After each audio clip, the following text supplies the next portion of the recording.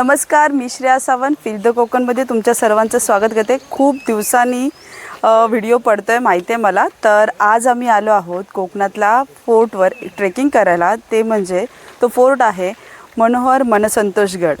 तर ह्या गडावर कसे यायचे आणि आम्ही ह्या गडावर येऊन काय काय करणार आहोत हे सर्व तुम्हाला ह्या व्हिडिओमध्ये पाहायला मिळेल। चला तर मग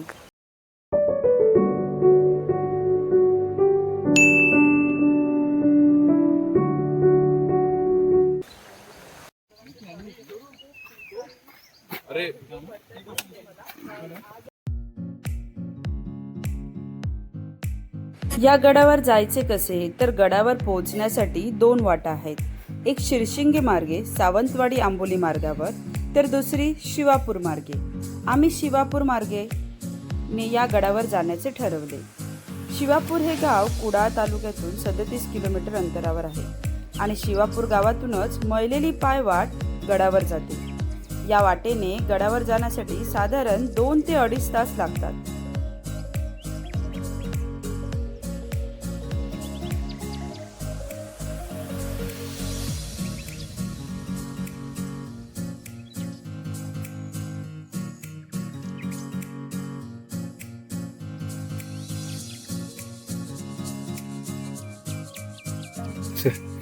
आमचा अर्धा तासाचा ट्रेक कंप्लीट झालाय। बरोबर फुल शार्प चव होता।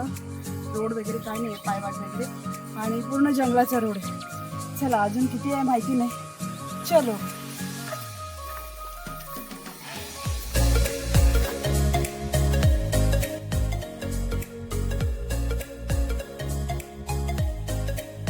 हा किल्ला कोणी व केव्हा बांधला हे ज्ञात नाही, पण गडाच्या बांधणीवरून या गडाची डागडुजी शिवाजी महाराजांनी केली असावी। आग्र्याहून सुटका झाल्यावर शिवाजी महाराज राजगडावर पोहोचले। तेथून रांगणा गडाला घातलेला वेढा उठवण्यासाठी महाराज 11 एप्रिल 1667 ला या भागात दाखल झाले। रांगण्याचा वेढा उठवून 13 मे 1667 रोजी महाराज मनोहर गडावर गेले। तेथे त्यांनी 15 जून 1667 पर्यंत म्हणजे तब्बल 34 दिवस मुक्काम केला।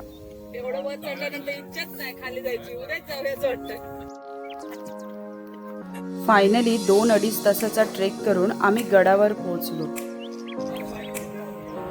गडावर आम्हाला छोटासा ओहळ मिळाला। तिथे त्या थंड पाण्याने सगळ्यांनी तोंड धुवून घेतले। त्या पाण्यामुळे एवढा गड चढून आलेला जो थकवा होता तो क्षणात निघून गेला। जसे गडावर पोहोचलो आम्हाला रखरखीत ऊन मिळालं, पण काही क्षणातच पूर्ण वेदर जे आहे ते चेंज व्हायला लागलं। पावसाचं धुक्याचं वातावरण सुरू झालं।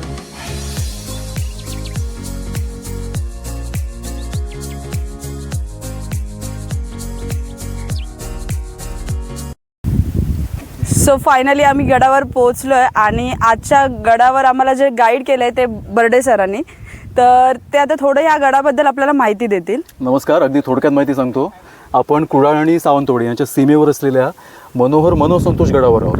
आत्ता आपण आहोत ते मनोहर गडावर आणि हा जो तुटलेला सुळका दिसतोय तो मनोसंतोष गड। पूर्वी इथूनच पुढे सह्याद्रीच्या मुख्य रंगेपासून हा किल्ला थोडासा वेगळा झालेला आहे। इकडचं स्थानिक दृष्टिकोनातून महत्त्व सांगतो। इकडे पूर्वी घाटावर म्हणजे कोल्हापूरला जोडणारी एक पायवाट होती ज्याला हनुमंते पायवाट म्हणतात आणि तिकडे हनुमंताचं एक देऊळ होतं आणि प्राचीन जो व्यापार असायचा तो इथूनच चालायचा। त्यावेळी असं म्हणतात की इकडे ते एक महिनाभर वास्तव्यास होते आणि इथून नंतर ते महिनाभर आल्यानंतर इकडे गेले, परत तिकडे गेले। आणि दुसरी गोष्ट म्हणजे या परिसरात शिवापूरच्या परिसरात दारुगोळा जागा नव्हता। त्याच्यानंतर सुद्धा या किल्ल्याची सध्याची दुरावस्था झालेली आहे ही ब्रिटिशांनी केली। इकडे जे ब्रिटिशांच्या विरोधात ज्या बंडखोरांनी बंड केलेलं त्यांनी सावंतवाडीचे खेम सावंतचे राजकुमार त्यांना इकडे आणून बंधक म्हणून ठेवलेलं होतं।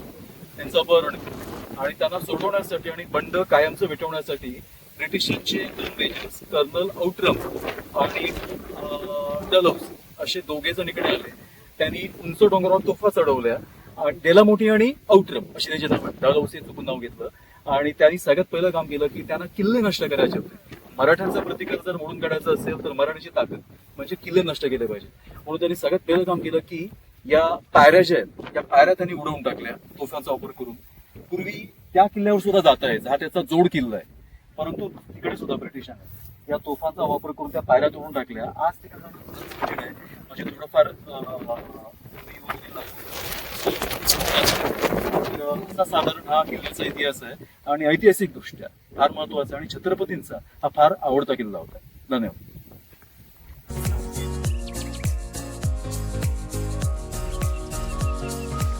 सर माहिती देतानाच वातावरण एवढं चेंज होत गेलं की अचानक पूर्ण धुकं आणि पावसाचं वातावरण झालं. गडावर पोचल्यावर तिथे गॅस पेटवून आणलेलं जेवण गरम करून जेवणार होतो, पण या वातावरणामुळे आणि एवढ्या वाऱ्यामुळे आम्हाला ते शक्य नाही. म्हणून आम्ही पुन्हा गडाच्या मध्ये एक गुहा होती तिथे जायला निघालो.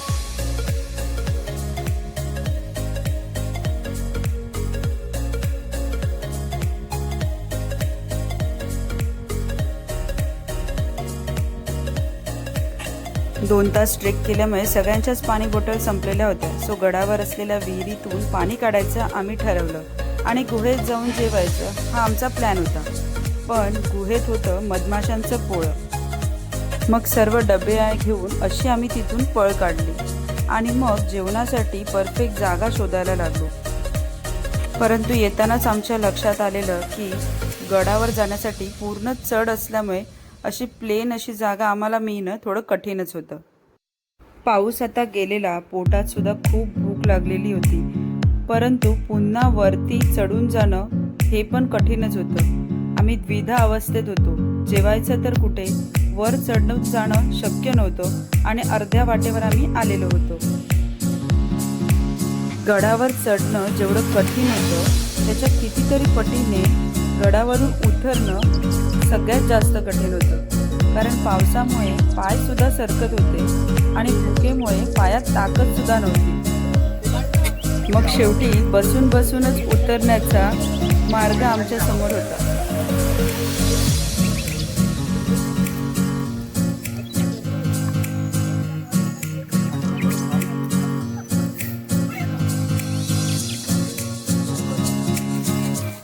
मग एका चढावावरच सगळेजण बसू शकतो अशी एक आम्हाला जागा मिळाली आणि तिथे आम्ही जेवलो. सह्याद्रीच्या कुशीत घालवलेला प्रत्येक क्षण मनात कायमचा कोरला गेला.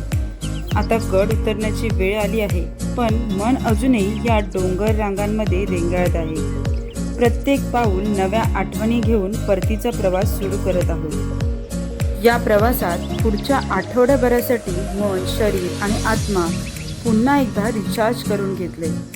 चला तर मग पुन्हा भेटूया एका नव्या गडावर, नव्या भटकंतीसह.